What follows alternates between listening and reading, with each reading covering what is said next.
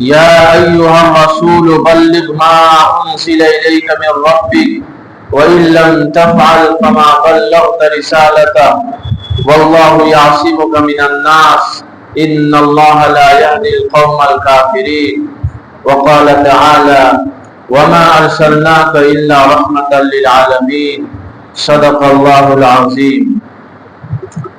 قابل قدر معزز سامعین کرام، نوجوان ساتھیوں، چونکہ یہ ماہ ربیع الاول کا مہینہ چل رہا ہے اور آج 5 ربیع الاول ہے، اسی مہینے میں ہمارے آقا سرکار دو عالم صلی اللہ علیہ وسلم دنیا کے اندر آئے، تو آپ کی زندگی کے بے شمار پہلو ہیں جس پر روشنی ڈالی جا سکتی ہے، بے شمار واقعات پیش آئے ہیں آپ کے ساتھ، ان تمام واقعات کو گاہے بگاہے آپ کے سامنے ذکر کیا جائے گا، لیکن آج کا جو ہمارا موضوع ہے وہ ہے طائف کا دعوتی سفر۔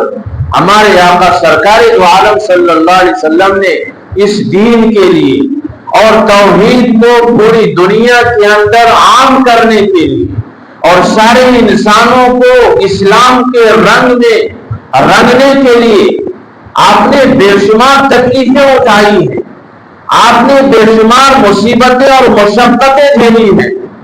اس کے لیے آپ صلی اللہ علیہ وسلم کی زندگی ہمارے لیے مشعل راہ ہے، آپ کی زندگی سراج منیر ہے، روشن چراغ ہے، یعنی آپ صلی اللہ علیہ وسلم کی تعلیمات کو اور آپ کی سیرت کو اگر ہم جانیں گے اور پڑھیں گے تو ہماری زندگیوں کے اندر بھی نکھار پیدا ہوگا، ہماری زندگیوں کے اندر بھی ایک روشنی آئے گی۔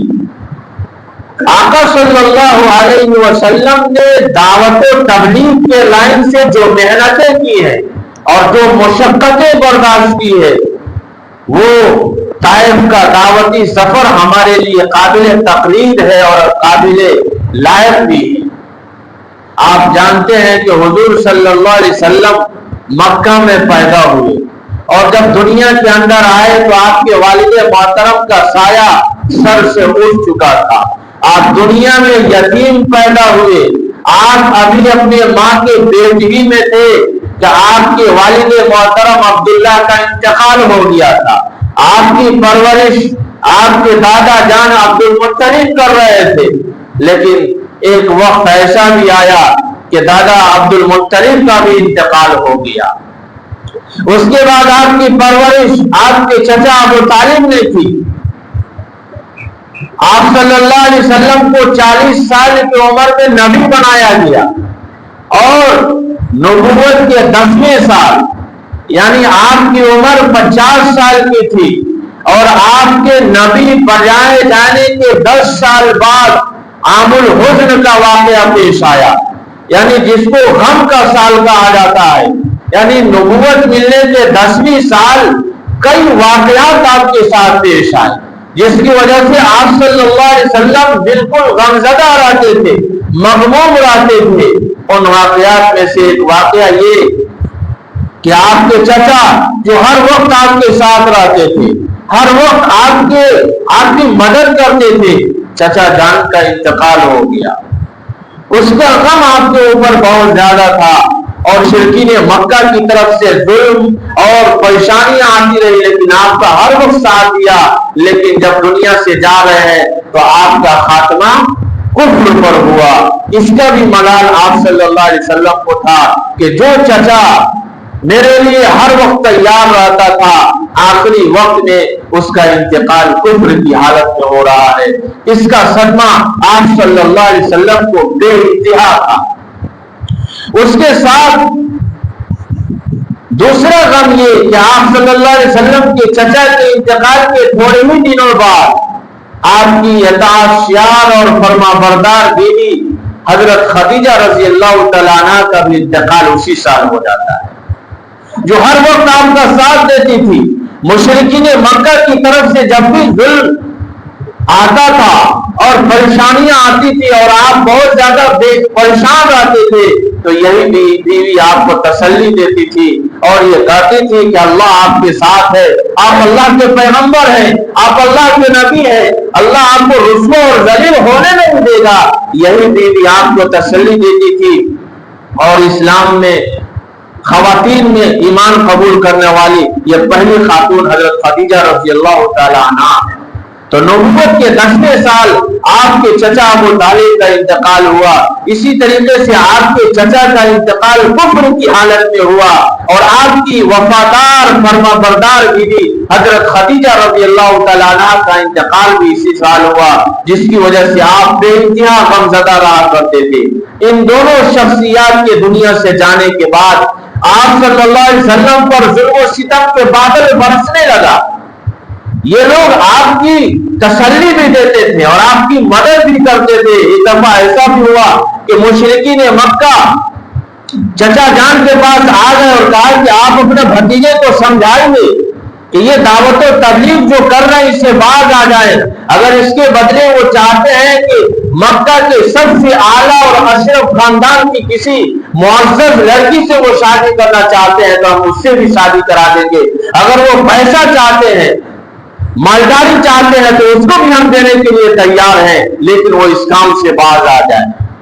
چنانچہ چچا جان نے اپنے بھتیجے کو بلایا اور یہ ساری بات رکھا، لیکن حضور صلی اللہ علیہ وسلم کی ثابت قدمی اور اولو العزمی کو دیکھ کر چچا بھی پیچھے ہٹ گئے، اور محمد رسول اللہ صلی اللہ علیہ وسلم نے کہا کہ چچا، اس ذات کی قسم جس کے قبضے میں محمد کی جان ہے، اگر یہ لوگ یعنی مشرکین مکہ میرے داہنے ہاتھ میں سورج اور بائیں ہاتھ میں چاند رکھ دیں اور یہ کہیں کہ اس تبلیغ اور دعوت و تبلیغ کے کام سے باز آ جائے تو یہ ہم سے نہیں ہو سکتا ہے۔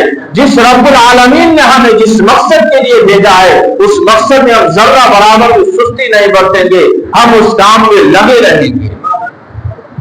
چنانچہ جب یہ بات چچا جان نے سنی تو چچا ابو طالب نے کہا کہ بھتیجا، تم کو جس طریقے سے تبلیغ کرنی ہے، جس طرح سے دعوت دینی ہے، تم اپنے کام میں لگے رہو۔ تو چونکہ چچا آپ صلی اللہ علیہ وسلم کے سپورٹ کرتے تھے، آپ کا تعاون کرتے تھے، اب چچا جان بھی نہیں رہے، دادا بھی نہیں رہے، آپ کی بیوی بھی نہیں رہی۔ انہی حالات میں اس طرح کی حالات آ رہے ہیں کہ مشرکین مکہ آپ کو ساحر کہہ رہے ہیں، آپ کو جادوگر کہہ رہے ہیں، آپ کو مجنون اور پاگل کہہ رہے ہیں، یہاں تک کہ حضور صلی اللہ علیہ وسلم خانہ کعبہ کے اندر نماز پڑھ رہے ہیں اور اونٹ کی اوڑھنی لا کر کے آپ کی گردن پر ڈالی جا رہی ہے۔ یہ ساری تکلیفیں آپ برداشت کر رہے ہیں۔ ان میں سب سے زیادہ تکلیف دینے والوں میں سب سے زیادہ اگر کسی کا نام آتا ہے تو آپ کے دوسرے چچا ابو لہب کا آتا ہے۔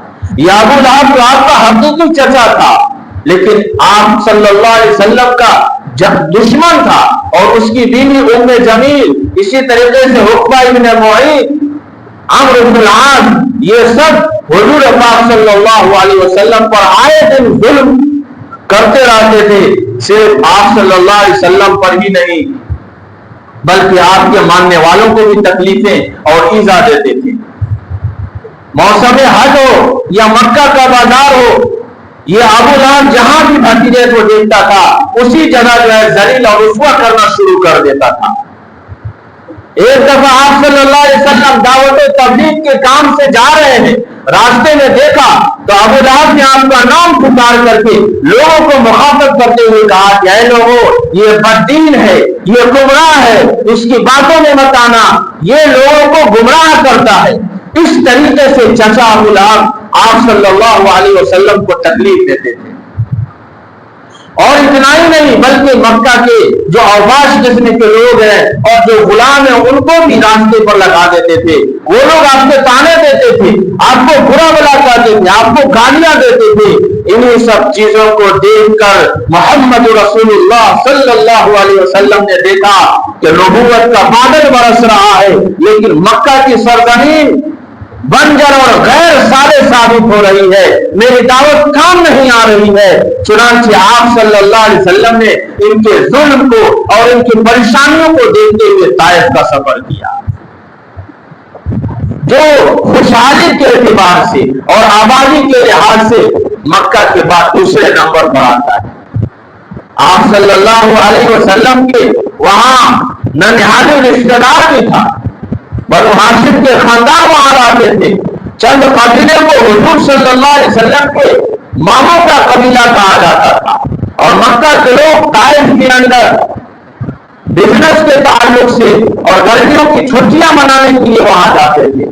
اسی طریقے سے چونکہ وہ زرخیز زمین تھی، خوبصورت باغات کی وجہ سے وہاں کے لوگ خوشحال تھے۔ اب ہمارے ذہنوں میں یہ بات نہیں آنی چاہیے کہ ہمارے آقا صلی اللہ علیہ وسلم وہاں کی خوشحالی کو دیکھ کر، وہاں کی ہریالی کو دیکھ کر کے وہاں گئے اور اپنے ننہالے رشتہ داروں کو دکھانے کے لیے وہاں گئے۔ نہیں میرے بھائیوں، بزرگوں اور دوستوں، مکہ سے جو طائف کا سفر کیا وہ صرف اور صرف توحید کے لیے گئے، لوگوں کو انسانیت کو اللہ کی طرف بلانے کے لیے گئے۔ چنانچہ محمد رسول اللہ صلی اللہ علیہ وسلم جب وہاں گئے تو وہاں کے جو بڑے بڑے سردار تھے، قبیلہ بنو ثقیف کے جو سردار تھے، ان سے ملاقاتیں کی اور ان کے سامنے توحید پیش کیا، لوگوں کو ظلمت سے نکال کر ایمان کی طرف لانے کی باتیں کری، اور اس امید پر وہاں گئے کہ مکہ والے نے ہمارے اوپر ظلم و ستم کیا ہے، یہ لوگ ہمارے ساتھ اچھا سلوک کریں گے اور ہمارے ساتھ اچھا برتاؤ کریں گے۔ لیکن طائف والوں نے جو ظلم اور زیادتیاں کی وہ مکہ والوں کو بھی پیچھے چھوڑ دیا۔ وہاں کے جو سردار تھے، مکہ اور طائف کے درمیان میں جو دوری ہے وہ 120 کلومیٹر کی دوری پر ہے اور 1000 کلومیٹر کی اونچائی پر ہے۔ آپ صلی اللہ علیہ وسلم وہاں گئے اور طائف کے جو سردار تھے، عابدیہ لیل یا مشہور اور حبیب جو قبیلہ بنو ثقیف کے سردار تھے، ان سے آپ صلی اللہ علیہ وسلم نے ملاقاتیں کی اور اپنے باتیں رکھی، لیکن ان سرداروں نے جو گستاخانہ جواب دیا یہ سننے کے لائق ہے۔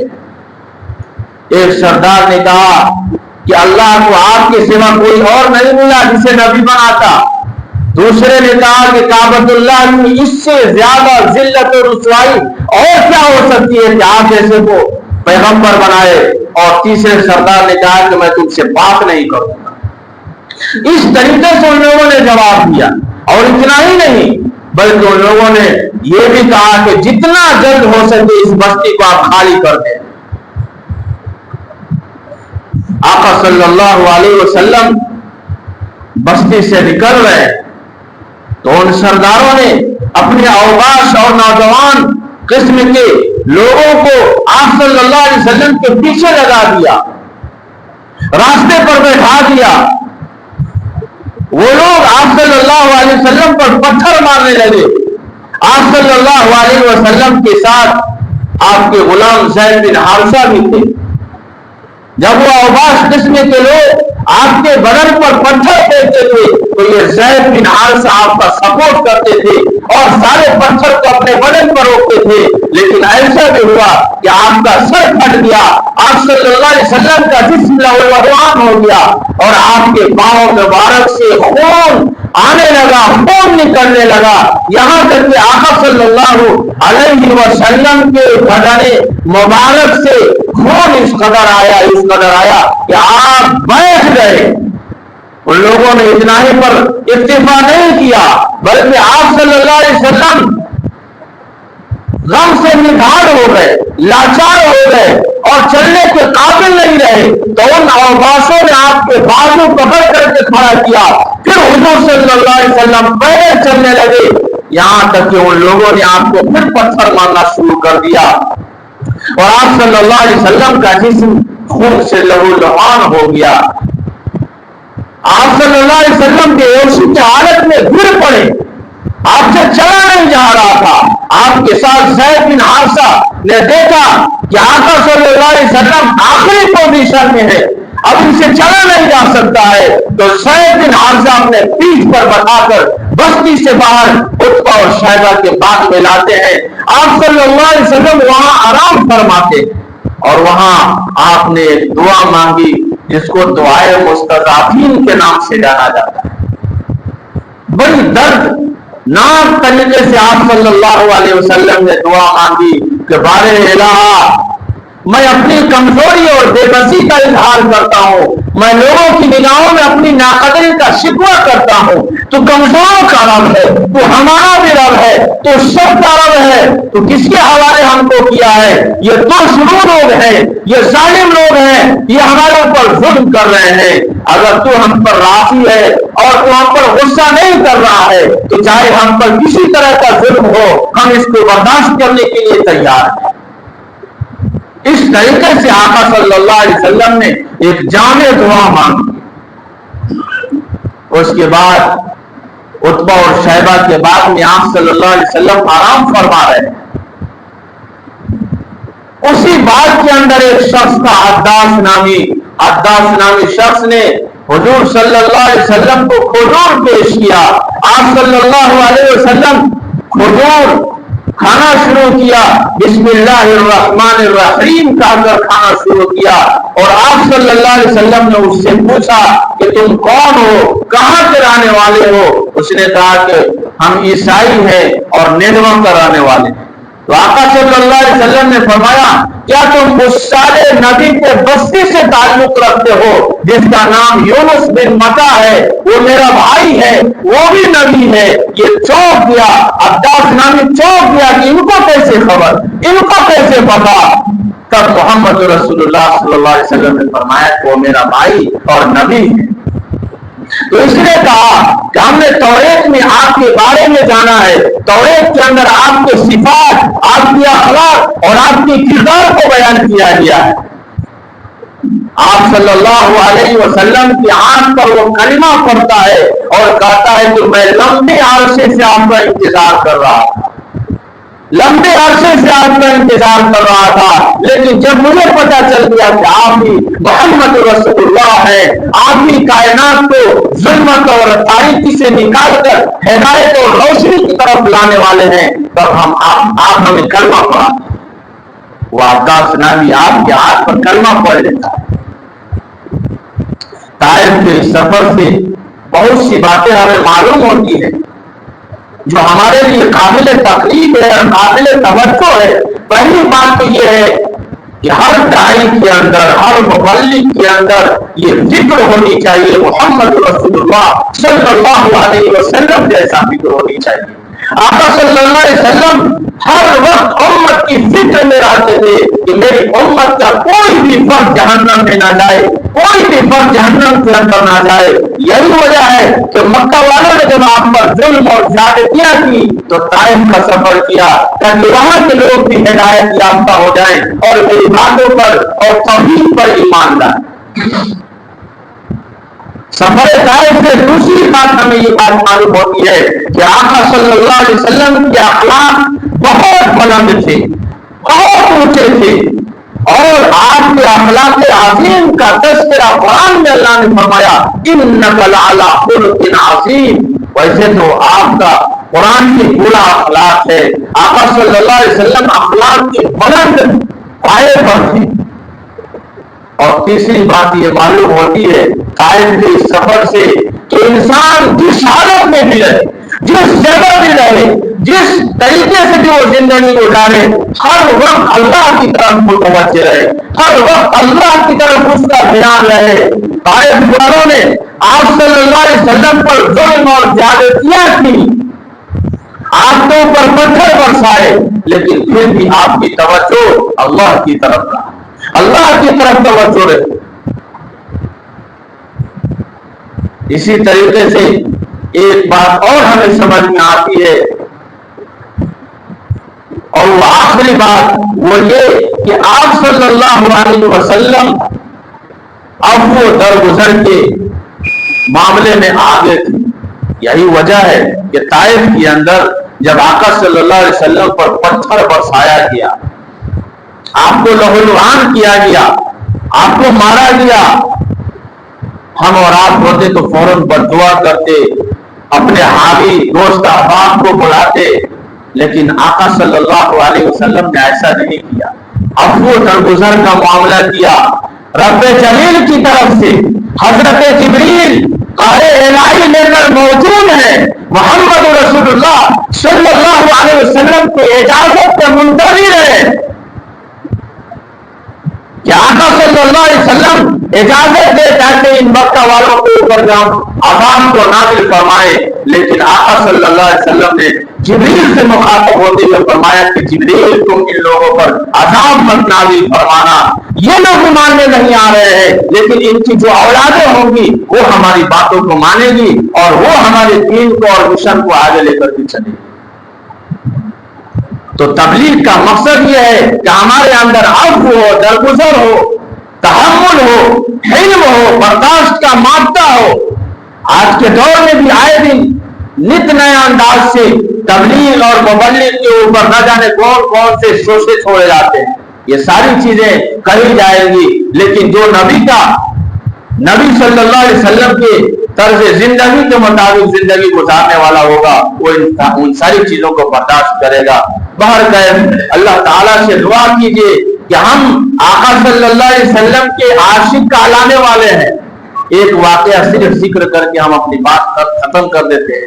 हम सब जो है आशिक रसूल होने का दावा करते हैं, लेकिन हमारे अंदर जर्रा बराबर भी नबी का इश्क नहीं है। जिससे इश्क होता है उसकी हर अदा पसंद होती है। अल्लामा शिबली का नाम आप लोगों ने सुना होगा, बहुत बड़े बुजुर्ग गुजरे हैं। जब नज़ा का वक्त आया और आखिरी हालत हुई, बिल्कुल कमजोरी और लागर की हालत में है, बिस्तर से उठे नहीं जा रहे हैं। लोगों ने उनको वजू बनाया, वजू कराया। वजू कराने के बाद फिर याद आया कि मिसवाक नहीं किए। बिस्तर पर गए और अपने चाहने वालों से कहा कि मुझे फिर वजू कराओ। लोगों ने कहा कि आप कमजोर हैं, आप वजू कर चुके हैं, लागर है, आपको दोबारा वजू करने की क्या जरूरत है।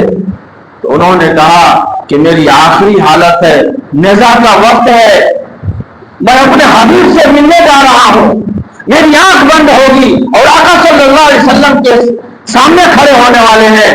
जिंदगी में एक भी सुन्नत हमने नहीं छोड़ी है, मिसवाक भी सुन्नत है, लिहाजा मिसवाक छूट गया है, मुझे मिसवाक कर लेने।